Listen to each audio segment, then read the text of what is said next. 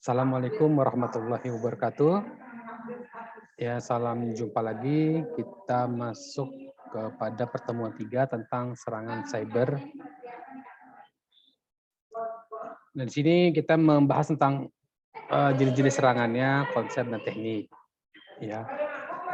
Nah, meski sebuah sistem informasi sudah dirancang, memiliki perangkat pengamanan, ya dalam operasi masalah keamanan harus selalu dimonitor. Kenapa? Ya, kita sudah merancang sebuah sistem yang kita anggap itu sangat aman dan sudah terjamin kekuatan dari pengamanan sistem informasi. Namun sebagai manusia ya kita pun pasti akan memiliki kekurangan ataupun kelemahan yang mungkin kita tidak sadari ataupun yang kita sadari. Ya banyak faktor-faktor yang menyebabkan keamanan informasi itu udah tembus. Ya, karena diantaranya ini bisa karena lubang keamanan, ya ataupun terciptanya celah, ya ataupun hole yang baru yang memang kita nggak tahu tuh kok tiba-tiba bisa terjadi. Ya, itu ibaratnya di luar dari yang kita perkirakan. Lalu ada kesalahan konfigurasi. Ya, kesalahan konfigurasi seperti contoh dianalogikakan misalnya gini. Kita buka pintu satu, nah pintu yang satu lagi kita lupa tutupnya. Artinya ketika rumah kita ada banyak pintu, kita disuruh kunci pintu, tapi kita lupa satu pintu yang kita tidak kunci karena mungkin saking kebanyakan pintunya. Ya. Lalu ada lagi penambahan perangkat baru, ya baik hardware maupun software. Ini bisa yang menyebabkan menurunkan tingkat security atau berubahnya metode untuk mengoperasikan sistem. Ya seperti contoh kita nggak jauh-jauh lah. Ketika kita menginstal suatu aplikasi ya dari internet kita download, lalu kita sudah punya antivirus. Nah, otomatis mau menginstal aplikasi tersebut harus membuka dulu, harus mematikan dulu antivirus keamanannya ataupun firewall ataupun yang lain lah untuk bisa menginstal aplikasi tersebut. Itu adalah merupakan salah satu penyebabnya. Ya. Nah, sumber lubang keamanan ya ada beberapa faktor, yaitu mungkin ada salah desain, ya. Yang penting target kita kan biasanya ketika membuat sistem itu adalah tujuan utamanya itu adalah bisa tercapai. Ya kita nggak mungkin memikirkan celah-celah keamanan. Kita mungkin tujuan dari aplikasi tersebut yang kita buat apa. Ya kalau keamanan kita biasanya nggak bisa pernah mikirin. Ya karena fokus pada tujuan utama dari sebuah perusahaan. Lalu salah implementasi, salah konfigurasi, dan salah penggunaan. Nah, mencari kerentanan keamanan, ya ini adalah segala jenis kecacatan perangkat atau perangkat lunak, keras ataupun lunak, itu diantaranya ada eksploitasi. Nah, eksploitasi di sini adalah yang digunakan untuk menggambarkan program yang ditulis untuk memanfaatkan kerentanan yang diketahui. Ya, jadi kita membuat mengeksploitasi sebuah sistem yang kita gunakan. Ya, jadi kita nanti akan tahu nih celah-celah ini ada tidak tercipta atau tidak. Lalu tindakan pengguna eksploitasi terhadap kerentanan disebut sebagai attack. Ya.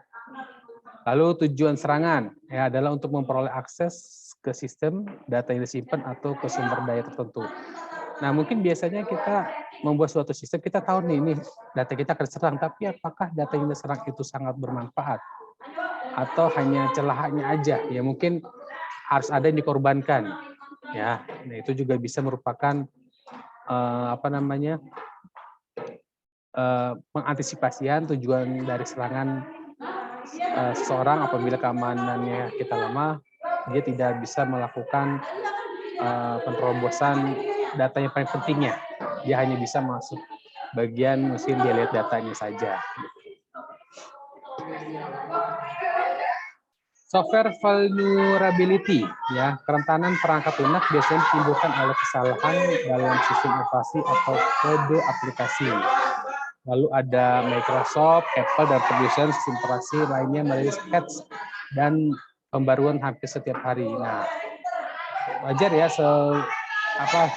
sekelas Microsoft, Apple Ya, maupun handphone ataupun aplikasi-aplikasi yang digunakan, yang kita gunakan saat ini, baik aplikasi mobile maupun laptop, itu pasti akan ada yang namanya update. Nah, yang paling sering kita lihat adalah di Android. Di Android itu kita melihat sering sekali update ya.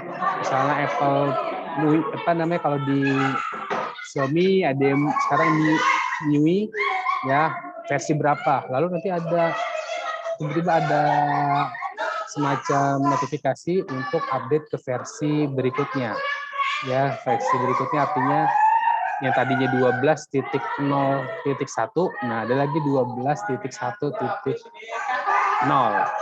Nah, itu kita baca dulu. Kalau ketika kita mengupdate sistem operasi, kita baca terlebih dahulu apa sih yang diupdate-nya ini. Ya, termasuk game ya, kita lihat Play Store.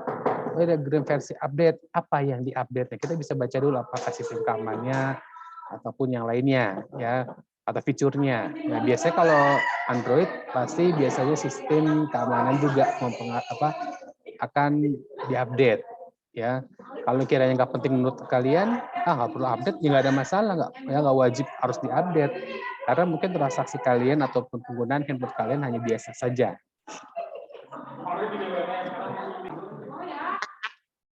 Pada tahun 2015, kerentanan besar yang disebut SYN full knock ditemukan pada Cisco iOS. Ya, kerentanan ini memungkinkan penyerang untuk mengendalikan router tingkat perusahaan seperti router 1841, 2811, dan 3825. Nah, sekelas iOS aja ya itu pasti memiliki kerentanan. Karena apa tadi? Ya namanya sistem itu diciptakan manusia sehingga membuat yang namanya manusia pasti akan ada kehilapan ya, atau kelemahan atau kekurangan atau kelupaan dan lain-lain ya. Oke, next. Nah, tujuan pembaruan perangkat lunak adalah agar perangkat lunak tetap baru dan menghindari eksploitasi kerentanan. Tadi yang saya sampaikan ya, perlunya update biasanya ada kelemahan-kelemahan, tapi tidak wajib bagi kalian ketika memori kita artinya menipis, lalu update-nya berapa mega ataupun mungkin ada giga, ya udah nggak perlu. Kalau misalnya kita sistem Android-nya adalah misalnya Jelly Bean mau naik ke Nugget udah jauh, kita nggak usah maksain karena tadi memori kita RAM-nya cukup apa enggak, kapasitas hard disk kita cukup apa enggak. Lalu beberapa perusahaan membentuk tim pengujian penyusupan untuk khusus mencari, menemukan, dan menginstal patch pada kerentanan perangkat lunak sebelum dapat dieksploitasi. Ya, di sini ada perusahaan yang memang membuat atau menguji ya, tapi perusahaan ini artinya di luar dari perancang software tadi, karena kalau perancang software tadi nggak bakal menemukan karena dia tahu jalurnya. Tapi kalau misalnya orang yang di luar dari sistem melakukan suatu utak-atik ya, artinya pengen mau gimana eksploitasi diri dia terhadap suatu software, biasanya ketemu ya. Nah, contoh di sini ada Project Zero, Global Security Research, bahkan termasuk gini, banyak buktinya sistem operasi Windows aja sekarang ini udah ditemukan patch ya. Kalau kita misalnya aplikasi dulu butuh keygen, sekarang patch, ya itu udah merupakan suatu kelemahan.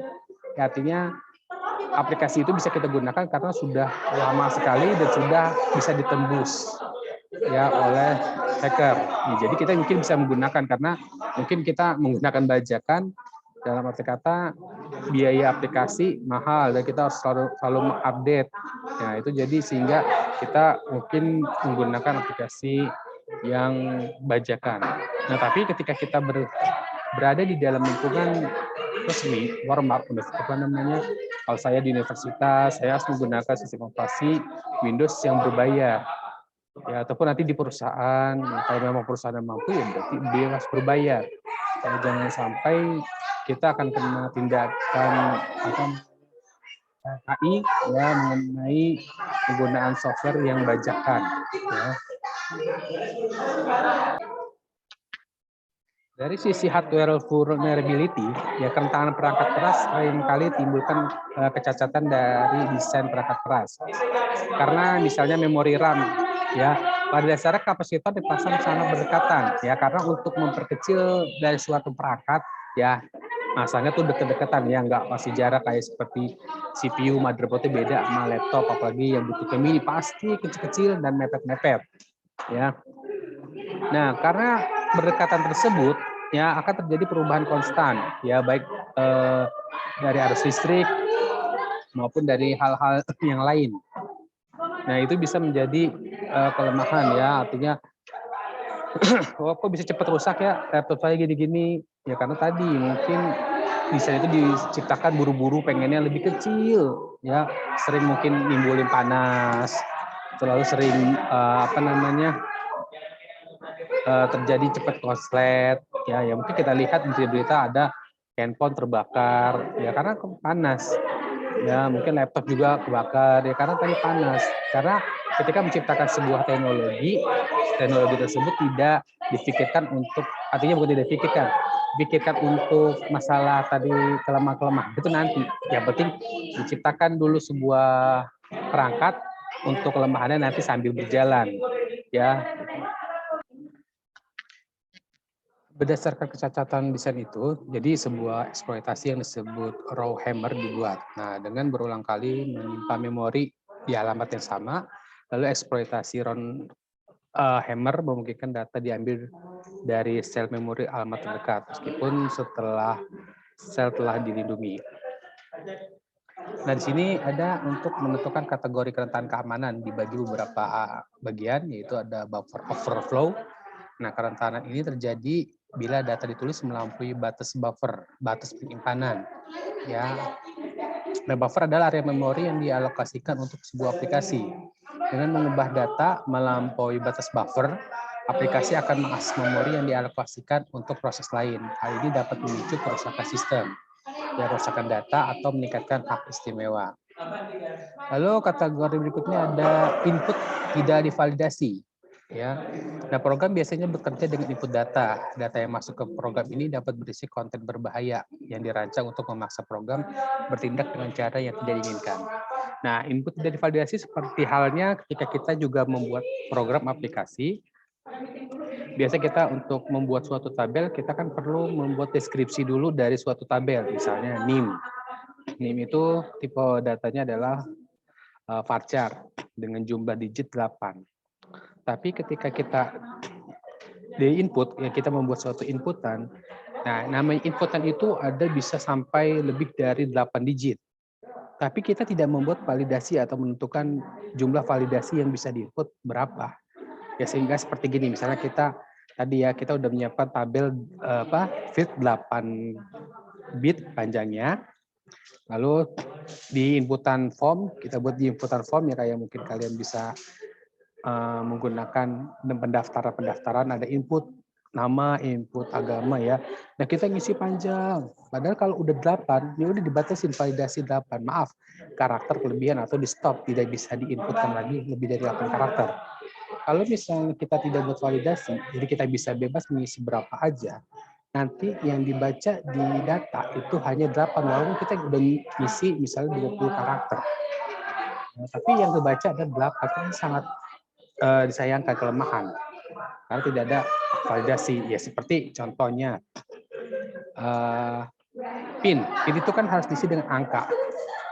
Apabila tidak diisi dengan angka, dengan huruf, maka itu menolak. Nah itu ya, itu juga merupakan kelemahan juga sebetulnya nih ya, diisi dengan angka dengan digit 6 ya. Setiap bank kita ada digit 6. Ya, itu juga sebuah tuh kelemahan. Kenapa sih harus digit 6? Kenapa nggak nambahin 8, nambahin 10? Ya. Lalu kelemahan dalam praktik keamanan. Sistem dan data sensitif dapat dilindungi melalui teknik seperti autentifikasi, otoritas, dan enkripsi. Nah, pengembang tidak boleh mencoba untuk membuat algoritma keamanan mereka sendiri karena memungkinkan akan menimbulkan kerentanan. Lalu masalah kontrol akses. Ya, kontrol akses merupakan proses untuk mengontrol siapa yang boleh melakukan apa dan berkisar dari mulai akses fisik ke peralatan hingga menentukan siapa yang memiliki akses ke sumber daya, misalnya file. Ya, dan apa yang dapat mereka lakukan terhadapnya, misalnya membaca atau mengelola file. Sebagai contoh, ketika ada namanya kan di balik aplikasi program itu yang bisa mengontrol data dalam database management, itu ada super admin, ada user, ada end user, ya. Nah, itu kan harus dibatasi. Nggak semua bisa melakukan akses yang full akses. Ya, kan ada yang namanya super admin. Nah, super admin ini adalah paling tertinggi. Kalau admin, dia hanya mungkin bisa mengakses input-input saja. Ya. Nah, lalu ada misalnya ada end user atau pengguna atau user lah, ya pokoknya yang menggunakan aplikasi dia hanya bisa misalnya bisa menginput, ya bisa ngedit tapi nggak boleh bisa menghapus. Yang boleh menghapus adalah admin. Nah, itu harus ada yang namanya counter access. Ya, termasuk di database ketika kita membuat kan ada yang namanya root. Root itu adalah tingkatan yang paling tertinggi. Ya, kita bisa membuat database baru tapi paling tertinggi tingkatannya adalah root. Dan sini ada ada network traffic monitoring, ya bisa ada aplikasi checkpoint, ada Kaspersky, FireEye dan lain-lain.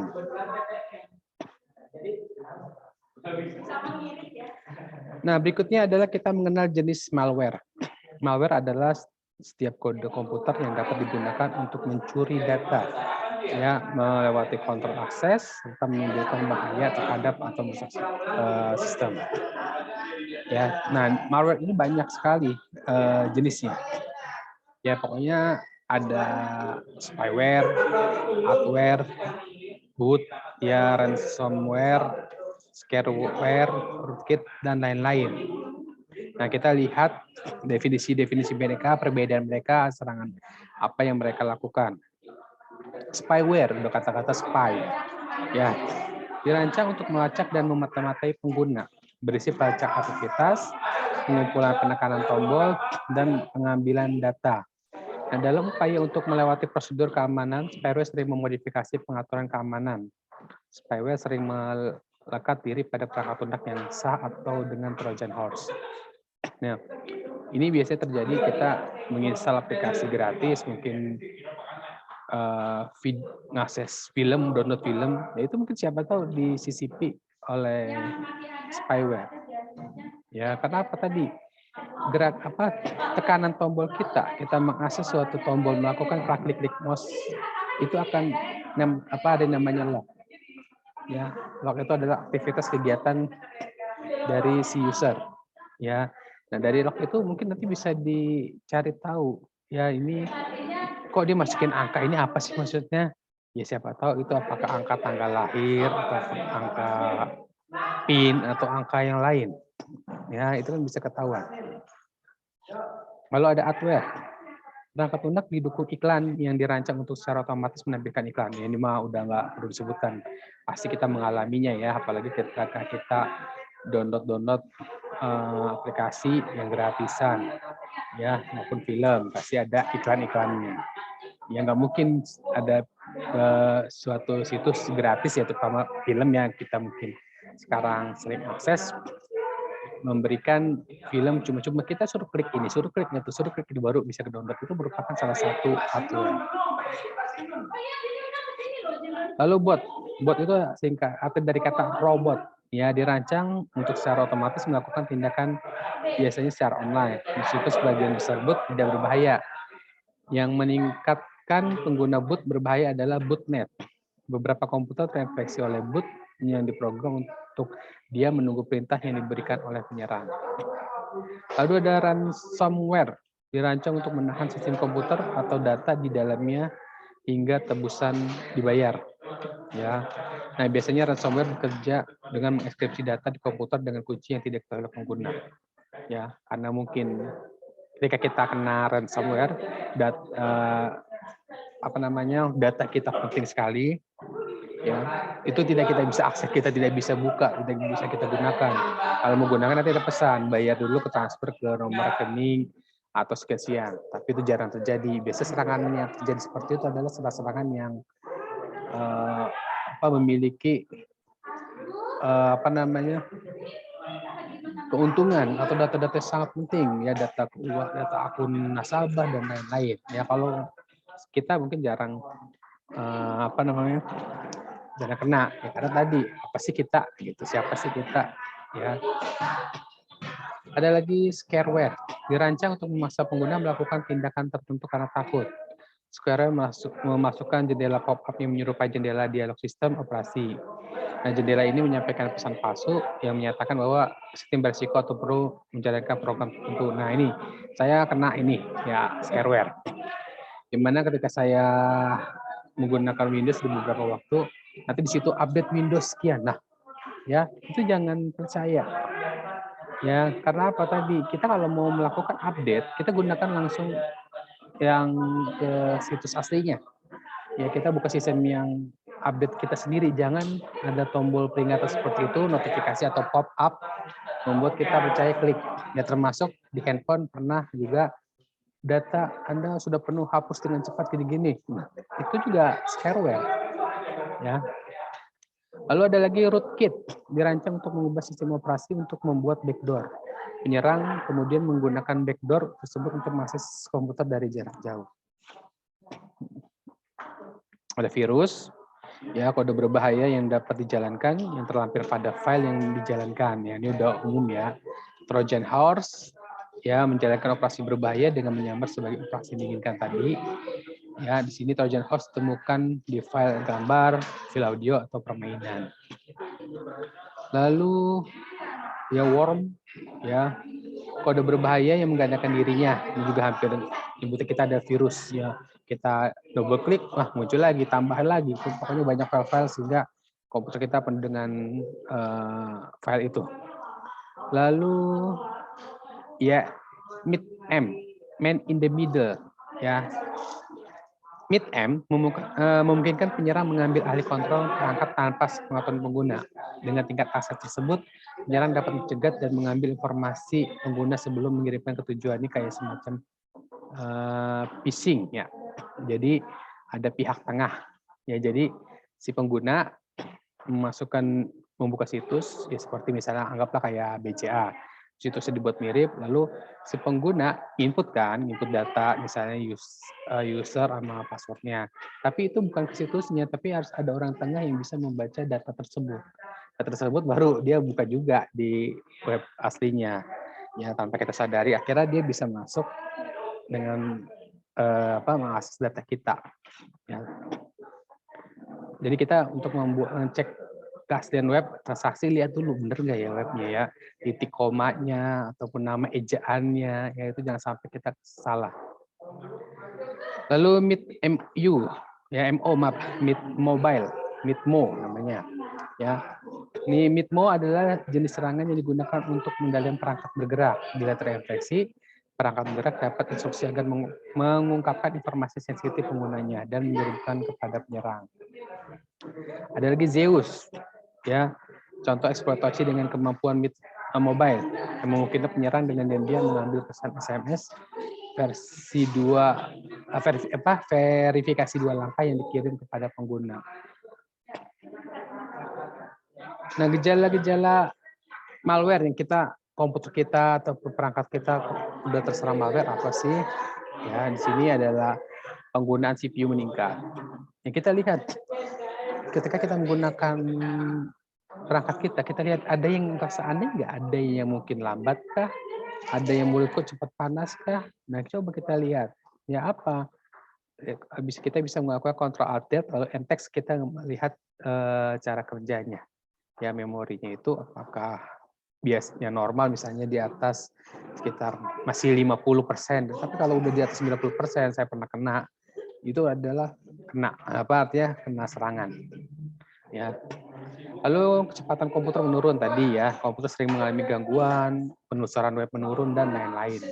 Ya, yang udah seharusnya, maka jadi kalau kita beli perangkat baru kita kenal, oh ini kondisi kita kayak gini, oh kayak gini-gini, tahu lah. Bisa lebih kendaraan juga sama. Tapi kalau ketika kita beli yang second, kita nggak tahu apakah memang seperti itu dari awal atau memang udah berubah kena serangan ataupun kita nggak bisa mengetahui kondisi asli dari pabrik itu seperti apa. Ya.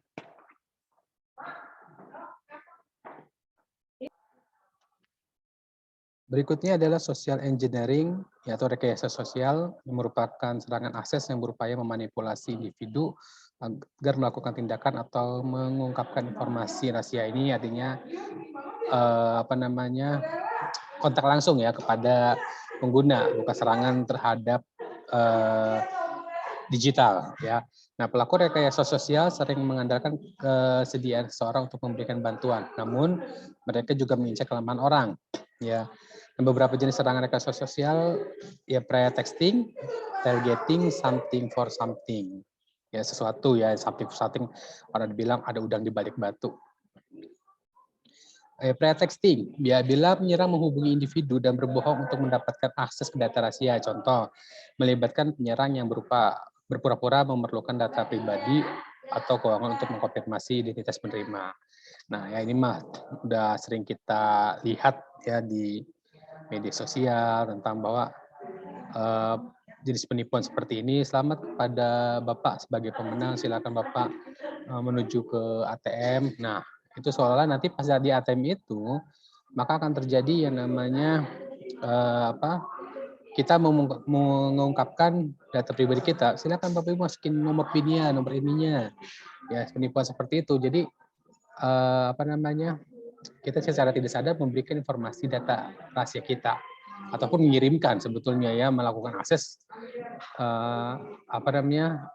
supaya kita mau untuk mendapatkan hadiah tersebut masuk mentransfer ya, memasukkan ini. Padahal kan itu kalau yang namanya dapat hadiah ya tinggal dikirim, kenapa kita harus melakukan transaksi ke ATM ya, karena mungkin kita tergiur lagi butuh uang. Kalau udah pikiran itu kita sudah ngeblank, apapun yang kita lakukan ya udah kita akan menuruti ya.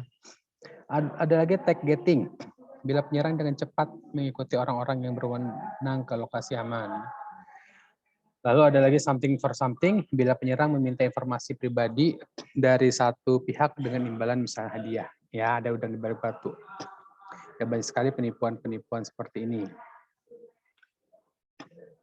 Lalu pertasan kata sandi WiFi. Nah, pertas kata sandi WiFi adalah proses pencarian kata sandi yang digunakan untuk melindungi jaringan nirkabel. Nah, di sini juga ada penyerangan rekayasa sosial. Ya, seperti di rumah saya, anak saya, ya, karena pakai hotspot WiFi, temennya melihat, minjam coba HP-nya dong, aku liatin gaming gini. Ternyata di balik itu anak tersebut ternyata melihat password hotspotnya, ya udah akhirnya udah dapat, ya udah diakses, lalu dia HP dia, lalu dia menggunakan hotspot yang ada di rumah saya, gitu. Lalu ada serangan brutal, ya penyerang mencoba beberapa kemungkinan sandi dalam upaya menebak kata, ya biasanya kan nggak jauh-jauh kata-katanya mudah, nama anaknya, nama tanggal lahirnya dan lain-lain, ya berusaha coba terus, ya nggak jauh-jauh, dicari ya, dikorek-korek apa ininya, apa passwordnya, pokoknya kalau orang anak kecil bilang yang lebih dilecehkan, ya dilecehkan itu bukan dilecehkan secara fisik ini ya, seksual ataupun yang lain, tapi dilecehkan untuk kepentingan anak tersebut ya.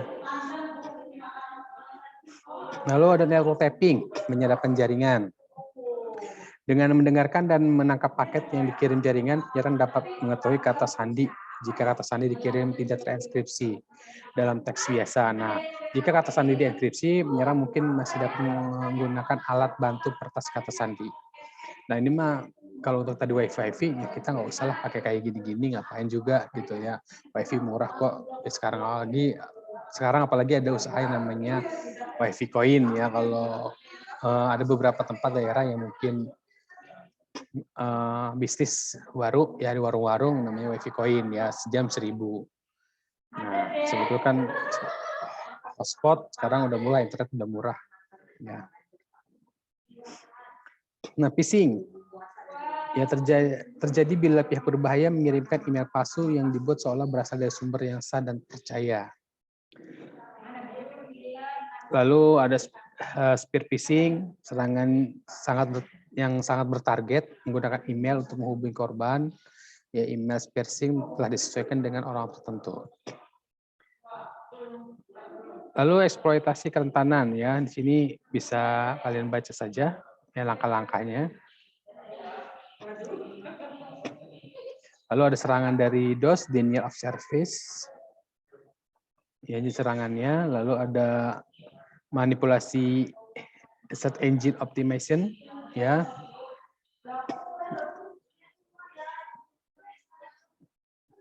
Lalu serangan kombinasi.